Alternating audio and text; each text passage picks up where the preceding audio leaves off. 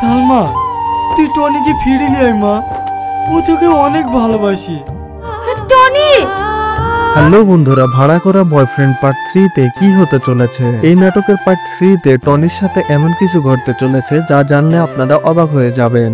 এই নাটকের তৃতীয় পর্বটি কবে আসবে এবং আপনারা এখনই নাটকটির তৃতীয় পর্ব কিভাবে দেখবেন, এসব কিছু নিয়েই থাকছে আজকের এই ভিডিওটি। তাই এসব কিছু জানতে হলে ভিডিওটি না টেনে শেষ পর্যন্ত দেখুন। ভাড়া করা বয়ফ্রেন্ড পার্ট 2 ইতিমধ্যে পল্লিগ্রাম টিভিতে আপলোড হয়ে গেছে। নাটকটি আপলোড হওয়ার সাথে সাথে দর্শক মহলে ব্যাপক সাড়া ফেলে। এই জন্যই মূলত নাটকটির তৃতীয় পর্ব শুটিং এর কাজ শুরু হয়ে গেছে। তাহলে কবে আসবে নাটকটির তৃতীয় পর্ব তা জানিয়ে শেষ করব ভিডিওটি। তবে তার আগে আপনারা যারা পল্লিগ্রাম টিভির নাটকগুলো নিয়মিত দেখেন অথচ আমাদের এই চ্যানেলটি এখনো সাবস্ক্রাইব করেননি, তারা অবশ্যই ভিডিওটিতে একটু লাইক দিয়ে চ্যানেলটি সাবস্ক্রাইব করে দিবেন। বন্ধুরা, ভাড়া করা বয়ফ্রেন্ড পার্ট 3 এর শুটিং এর কাজ শুরু হয়ে গেছে।